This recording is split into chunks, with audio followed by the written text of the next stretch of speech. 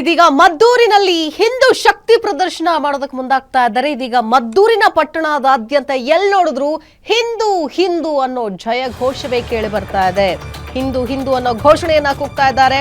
ಮಂಡ್ಯದ ಮದ್ದೂರಿನಲ್ಲಿ ಹಿಂದೂ ಶಕ್ತಿ ಪ್ರದರ್ಶನವಾಗ್ತಿದೆ.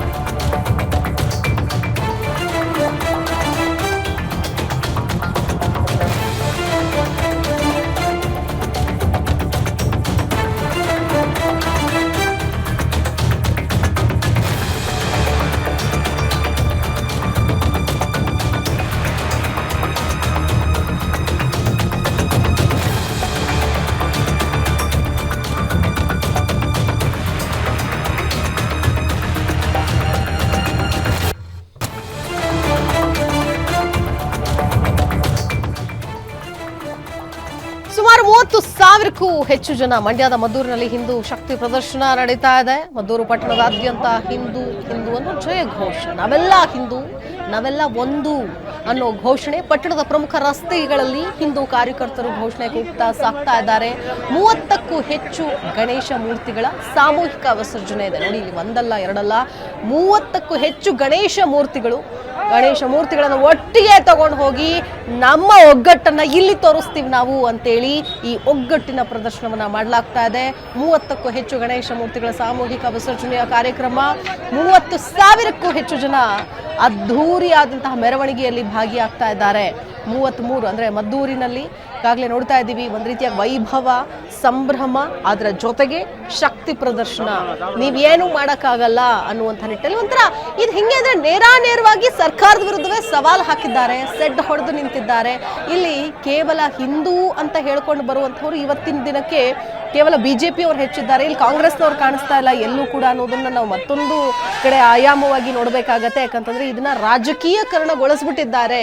ಈ ಸಂದರ್ಭದಲ್ಲಿ ನಾವು ಕಾಂಗ್ರೆಸ್ನವ್ರು ಹೋದ್ರೆ ಚೆನ್ನಾಗಿರಲ್ಲ, ಆದ್ರೆ ಇದು ಕೇವಲ ಕಾಂಗ್ರೆಸ್ ಬಿಜೆಪಿಯ ಕಾರ್ಯಕ್ರಮ ಅಲ್ಲ, ಇದು ಎಲ್ಲ ಹಿಂದೂಗಳಿಗೂ ಕೂಡ ಸೇರಿದಂತಹ ಅಥವಾ ಪ್ರತಿಯೊಬ್ಬರಿಗೂ ಕೂಡ ಸೇರಿದಂತಹ ಒಂದು ಹಬ್ಬ. ಇವತ್ತಿನ ಕಾರ್ಯಕ್ರಮ ಸಂಭ್ರಮ ಇರಬೇಕಾಗಿತ್ತು, ಆದ್ರೆ ಇದನ್ನ ಕಂಪ್ಲೀಟ್ ಆಗಿ ರಾಜಕೀಯಕರಣಗೊಳಿಸ್ಬಿಟ್ಟಿದ್ದಾರೆ ಅನ್ನೋದನ್ನ ನೋಡ್ಬೇಕಾಗತ್ತೆ. ಅದರ ಜೊತೆಗೆ ಹಳ್ಳಿಗಳಿಂದ ಬಂದಿದ್ದಾರೆ, ಸುತ್ತಮುತ್ತ ಇರುವಂತಹ ಅನೇಕ ಹಳ್ಳಿಗಳಿಂದಲೂ ಕೂಡ ಬಂದು ಜನ ಸೇರ್ತಾ ಇದ್ದಾರೆ. ಈ ಒಂದು ಮೆರವಣಿಗೆಯಲ್ಲಿ ಭಾಗಿಯಾಗಿದ್ದಾರೆ. ಈಗಾಗಲೇ ಮೆರವಣಿಗೆ ಕೂಡ ಆರಂಭ ಆಗಿದೆ. ನೇರ ದೃಶ್ಯಾವಳಿಗಳನ್ನ ನಿಮ್ಮ ಗ್ಯಾರಂಟಿ ನ್ಯೂಸ್ ನಲ್ಲಿ ಎಕ್ಸ್ಕ್ಲೂಸಿವ್ ಆಗಿ ತೋರಿಸ್ತಾ ಇದ್ದೀವಿ. ಯಾಕಂದ್ರೆ ಇವತ್ತಿನ ಈ ಶಕ್ತಿ ಪ್ರದರ್ಶನ ಏನಿದೆ ಇದನ್ನ ಹ್ಯಾಂಡಲ್ ಮಾಡೋದಕ್ಕೆ ಪೊಲೀಸರು ಹರಸಾಹಸ ಪಡ್ತಿದ್ದಾರೆ. ಬೇರೆ ಬೇರೆ ಜಿಲ್ಲೆಗಳಿಂದಲೂ ಕೂಡ ಪೊಲೀಸರನ್ನ ನಿಯೋಜನೆ ಮಾಡಲಾಗಿದೆ. ಹೆಚ್ಚಿನ ಫೋರ್ಸ್ ಅನ್ನು ಕೂಡ ತರಿಸ್ಕೊಂಡಿದ್ದಾರೆ. ಯಾಕಂತಂದ್ರೆ ಎಲ್ಲೂ ಕೂಡ ಒಂದು ಸಣ್ಣ ಅಹಿತಕರ ಘಟನೆ ಕೂಡ ನಡೆಯಕ್ಕೆ ಬಿಡೋ ಹಾಗಿಲ್ಲ ಅಂತಹ ಒಂದು ಸಿಚುವೇಶನ್ ಇದೆ. ಬಹಳ ಸೂಕ್ಷ್ಮವಾದಂತಹ ಪರಿಸ್ಥಿತಿ. ಜೊತೆಗೆ ಎಲ್ಲರೂ ಕೂಡ ಸ್ವಲ್ಪ ಎಚ್ಚರಿಕೆಯಿಂದ ವರ್ತಿಸಬೇಕು ಇಂತಹ ಸಂದರ್ಭಗಳಲ್ಲಿ ಅನ್ನೋದನ್ನು ಕೂಡ ನಾವು ಮರೆಯೋ ಹಾಗಿಲ್ಲ. ರಾಜಕೀಯ ನಾಯಕರು ಇನ್ನು ಇವತ್ತು ಯಾವ್ಯಾವ ಹೇಳಿಕೆಗಳನ್ನ ಕೊಡ್ತಾರೆ, ಇನ್ನೇನೇನಕ್ಕೆ ಪ್ರೇರಣೆ ಮಾಡ್ತಾರೆ ಅನ್ನೋದು ನೋಡಬೇಕು. ಒಂದ್ ಕಡೆ ಬಿಜೆಪಿ ಅವರು ಕೂಡ ಸತ್ಯಶೋಧನಾ ಸಮಿತಿ ಅಂದ್ಕೊಂಡು ತಂಡದವರು ಬರ್ತಾ ಇದ್ದಾರೆ, ಏನೇನಾಗಿದೆ ಅನ್ನೋದ್ರ ಮಾಹಿತಿ ತಗೊಳ್ತೀವಿ ಅಂತಿದ್ದಾರೆ. ಮತ್ತೊಂದು ಕಡೆ ಹಿಂದೂ ಶಕ್ತಿ ಪ್ರದರ್ಶನಕ್ಕೆ ಮುಂದಾಗಿದ್ದಾರೆ. ಸಾಕಷ್ಟು ಜನ ಈಗಾಗಲೇ ಸೇರಿದ್ದಾರೆ, ಈ ಒಂದು ಮೆರವಣಿಗೆಯಲ್ಲಿ ಭಾಗಿಯಾಗ್ತಾ ಇದ್ದಾರೆ.